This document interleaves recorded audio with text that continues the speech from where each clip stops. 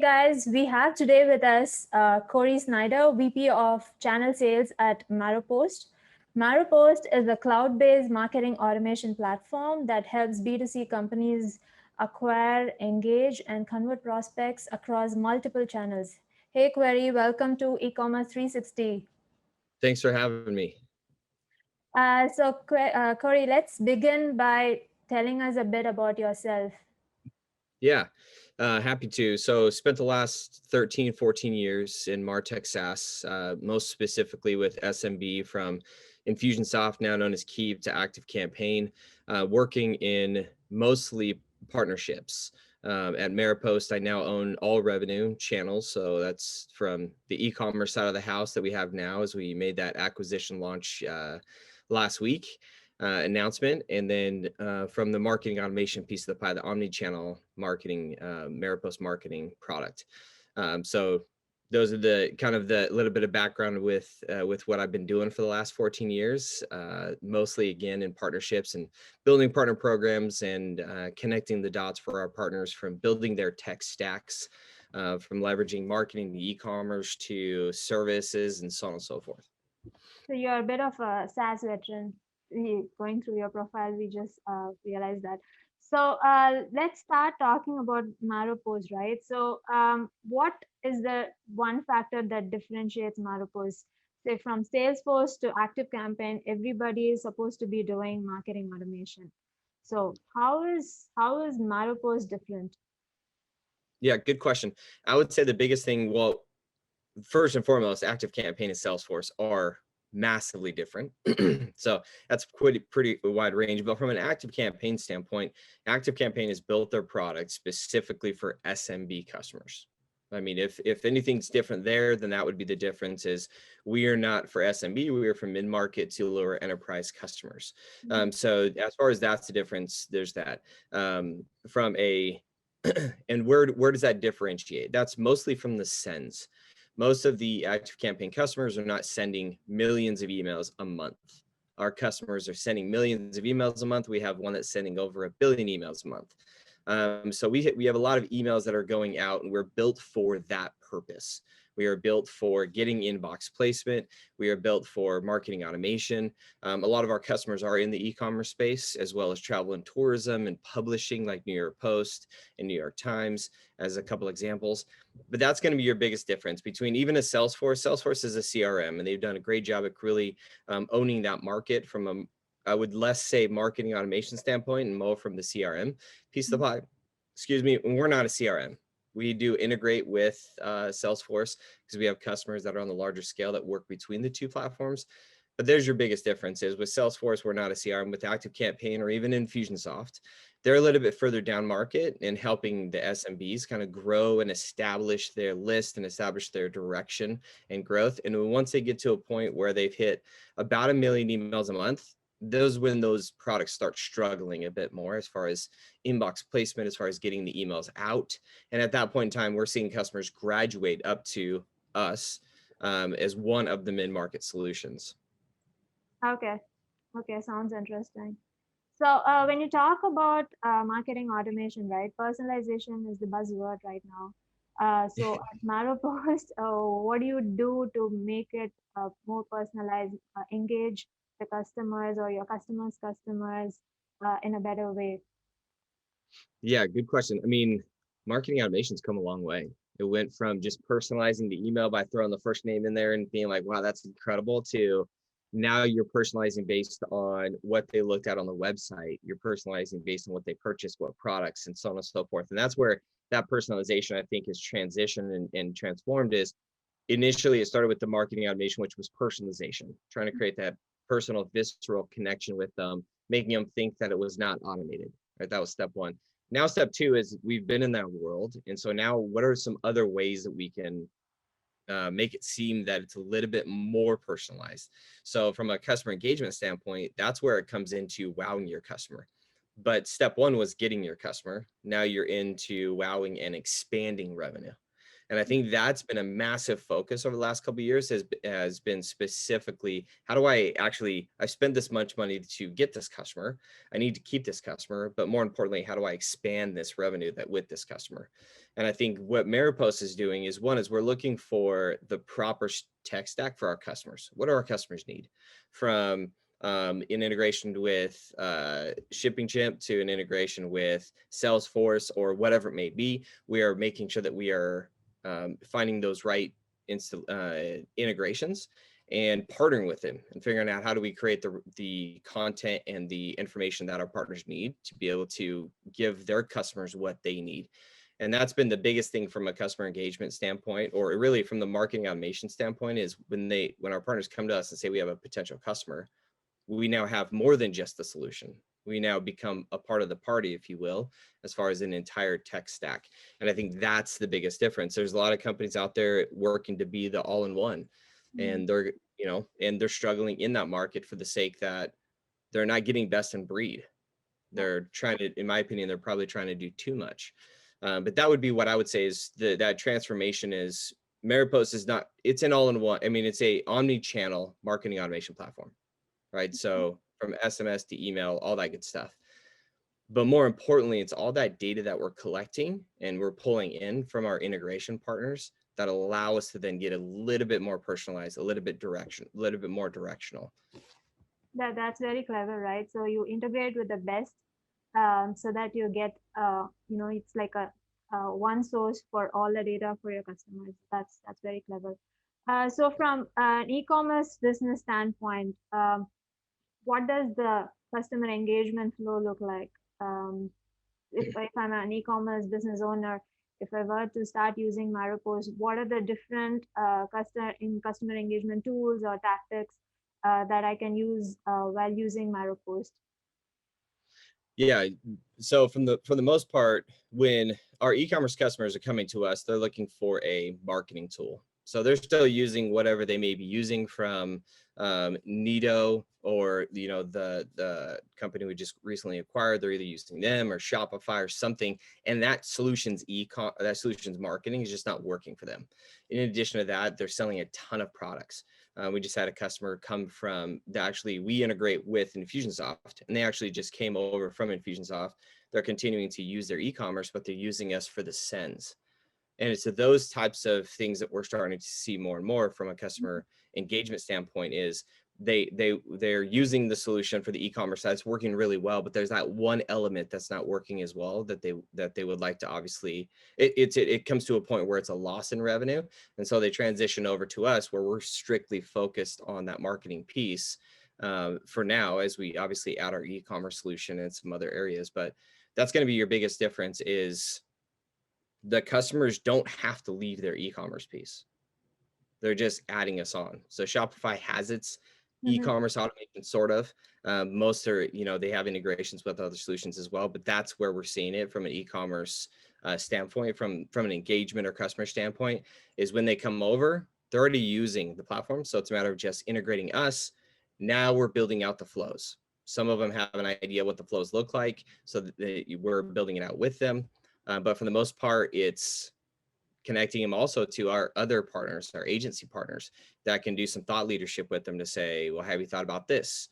Have you thought about marketing this way to your customers? What about this and this and this? And so it's again, this kind of like this full circle, is giving our customers and our partners exactly what they need by building all of these additional relationships and partnerships.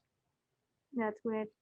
So when you talk about email marketing automation, right, the one thing that pops into your mind is spamming, irritating your end customers with or ambushing them with emails.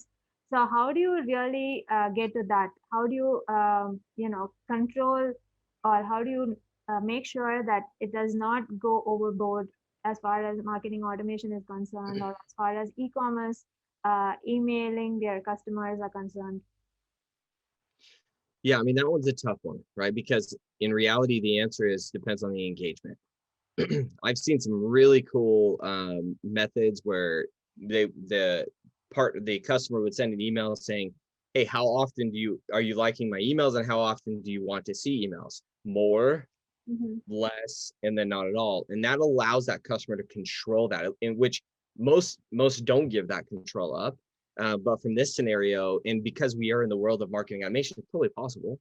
Yeah. And so they gave that control to the customer or the prospect even. And what that did is that just changed their engagement rate. It changed their open rates and a bunch of other things. Most marketers will hate this. It's my favorite feature on the iPhone is you can hit edit in your email solution, and you can literally just take your finger and scroll all the way down to all of the messages and delete them all at once. 60 messages deleted. What the benefit for me is that I can just delete all these emails. The downfall is that it's not standing out. So how are they standing out? And that's partially due to the tracking who's opening and opening when, and then making sure you're sending emails when the customer's normally opening. So there's a lot of these things that are coming out that are allowing us to be a little bit more specific or time-based, if you will, which allow us to then send an email based on the time that they're more likely to open it. Well, that's going to get you in front of them. That's going to have your chances of better opens. But again, if you're just not being very specific with your emails, whether it's in the specifically in the content. Initially, your customers and your prospects are going to open up your emails, you hope, but then you lose interest. And Yeah. the reason why you're losing interest is because it more than likely isn't specific to what they're interested in. And so Right. it's an age old. I would say it's probably not an age old because marketing automation's only been around for how many years. So, but it's very much a, how do you put content, or how do you, again, collecting that data, by us collecting that data from our integration partners, and all of this data through our API does segmentation and moves people from lists. And that allows us to, even if we're sending millions of emails a month, it allows us to at least put them in the specific list that is based on what they clicked on, what they looked at on the website, or whatever it may be.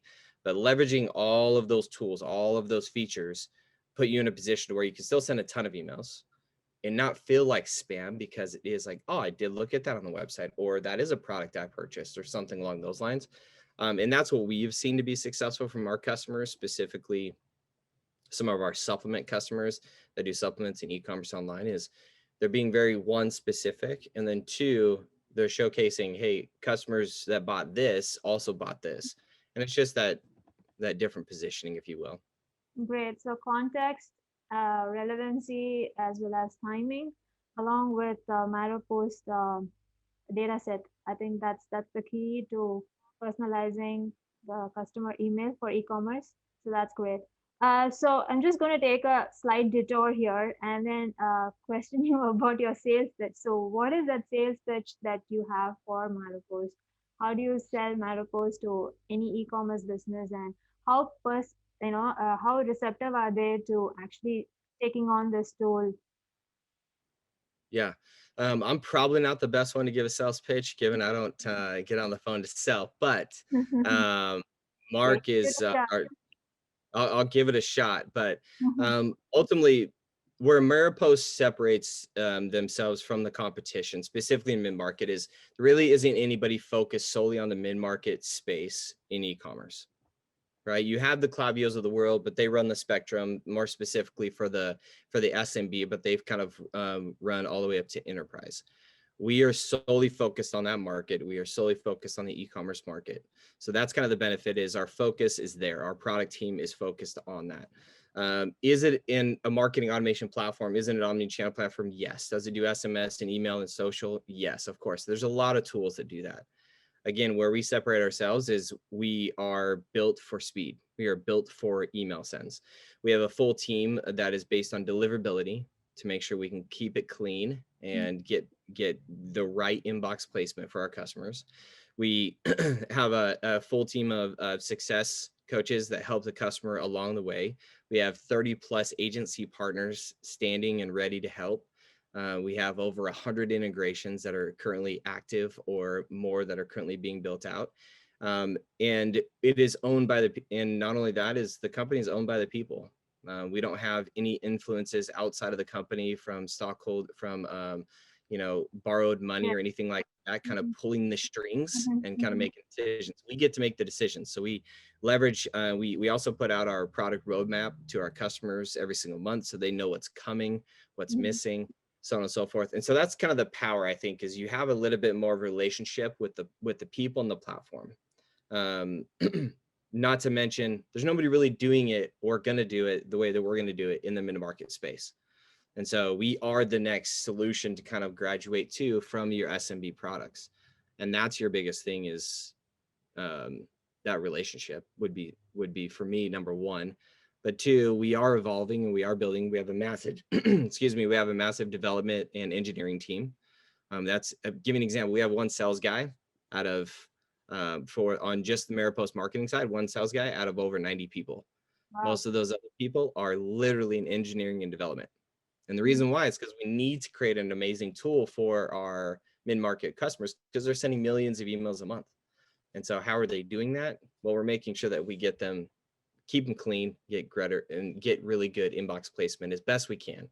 So that would be, for me, that would be the standout. If I was to give a sales pitch to somebody is like, come build a relationship with us. We have the tool. That's a given. Mhm. But more importantly, what's after the tool? The tool does what it does. Marketing automation, all that good stuff. Come build a relationship with us and we'll put in some time and effort to make you to help you become successful. That's a wonderful pitch. Probably sounds a little cheesy, but So that still works. So also we were so I was going over a few stats, and I noticed that 60% of e-commerce marketers, especially, still rely on a single channel. So I think predominantly that would be email, right? So why do you think marketers should diversify their channels, like from a single channel to multi-channel? Why should they diversify, and how does Maropost help them, diversify those channels or mix it up? Not just diversify, maybe mix it up. That's I think a better word. yeah, over the last couple of years, people have been saying email's dead, email's not dead, email's dead. It's been going this back and forth, which is really just a marketing play, more than likely. But the reason why omni-channel is so important is there are so many different ways that customers engage. And we know that now, right?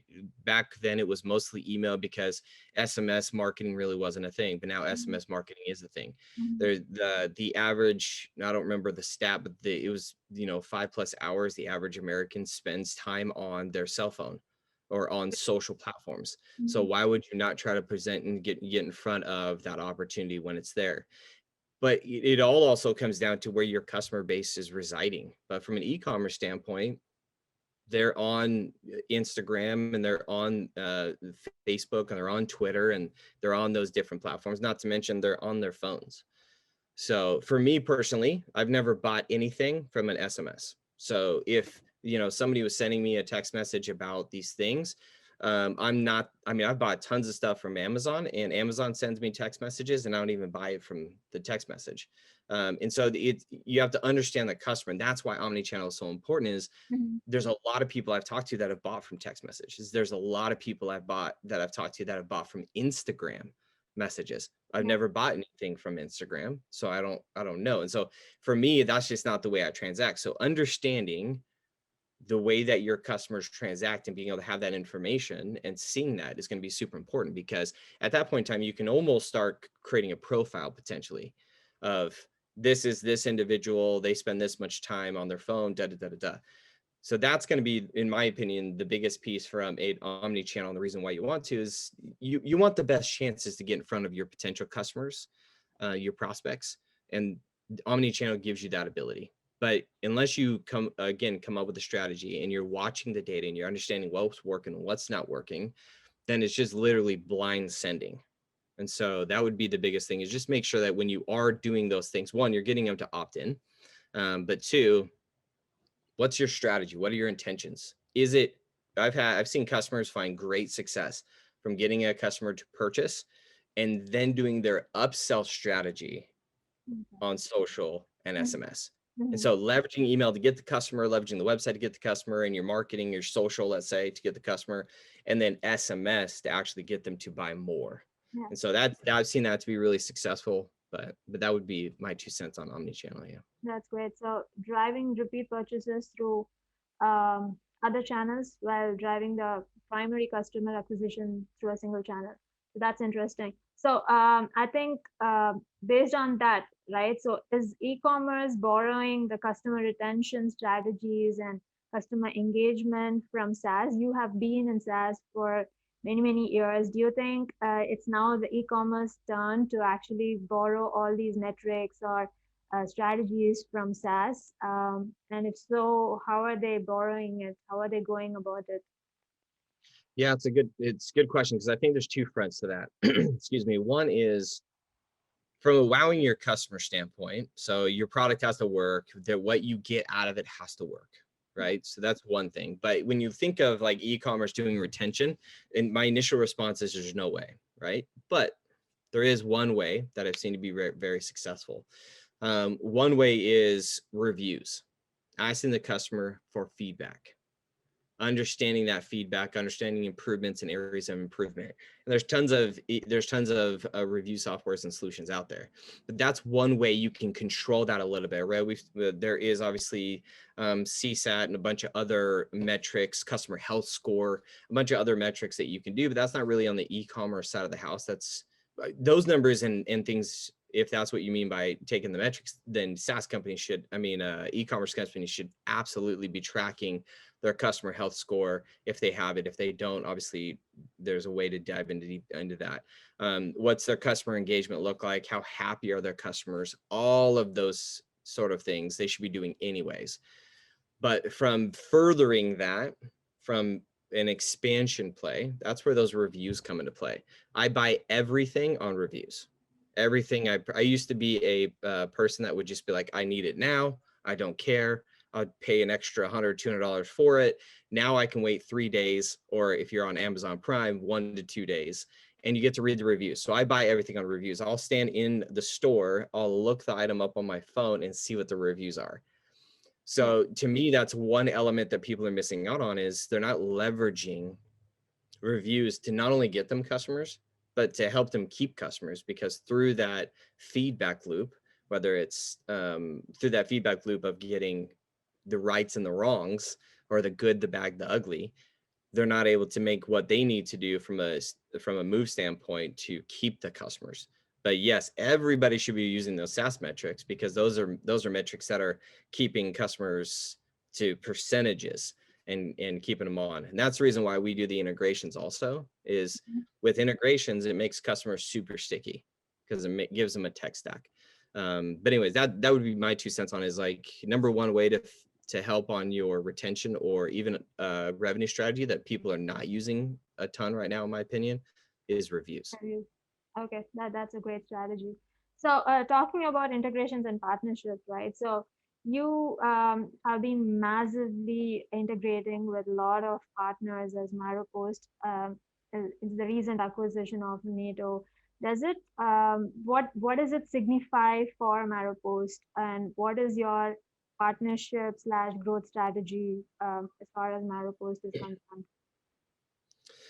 Yeah, so I started with Maropost about, I don't know, 4 or 5 months ago, in October of last year, Mm-hmm. and we did not have a partner program. Everything was kind of floating in Ross's head from a relationship standpoint.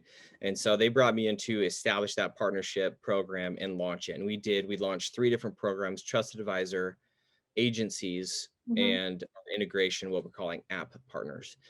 And the reason for that is we don't do any services. On the Maropost marketing side, we don't do any services. So our e-commerce customers, and really any of our customers that need those additional services, we need to be able to find somebody that knows how to use Maropost that we can kind of connect them with. So that's one benefit. Integrations, we we've built out a bunch of our own integrations, from shopping carts to CRMs to all kinds of other platforms. When we opened up the actual partnership for integrations, we had 30 requests within 30 days of people wanting to integrate with us. That's one. And then two, we probably had another 15 that reached out to me that said, hey, Cory, I'm already integrated, and we didn't know about them. And so what it allowed us to do by formalizing that partnership was gain more integrations that our partners need. That's where you all came from. Mm-hmm. And then the second one was we found out integrations we didn't even know about, which was awesome. And so that would be, let's see here, that would probably be my biggest thing from a growth standpoint or growth strategy is we just wanted to put something out there. That's step one. From there, now I'm running the numbers of the last 90 to 120 days. And now I get the opportunity to kind of see what's working, what's not working. I talk to a lot of partner people. One of the biggest issues that they have is they launch a program thinking like, I got it.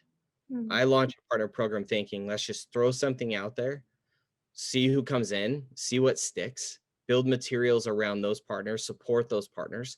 And then at that point in time, now I have a profile of who is successful and who is not. And why? Is it because of me and the materials I provided? Is it just the tool? Is it so on and so forth? But then what that allows me to do now is expansion. So for us, we realize that with our agency partners, they're not going to bring in a ton of customers, but they're going to help us keep a ton of revenue, Yeah. right? But from a trusted advisor affiliate standpoint, they're really good partners in the mid-market space that fit perfectly. In the SMB space, agencies are number one.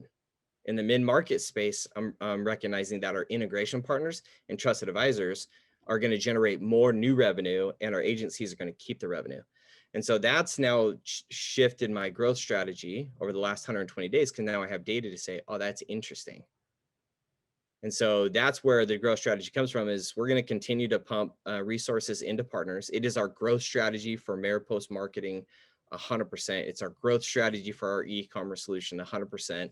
And as we continue to merge those two companies into one, we'll see some of those strategies cross, and we'll start to see not only the integration happen between us and Nito, which would be Maropost e-commerce, but you're going to start seeing more and more materials, more sales materials for our partners. We already provide a sales deck. We already provide a pricing sheet. We already provide demo videos, all kinds of stuff already.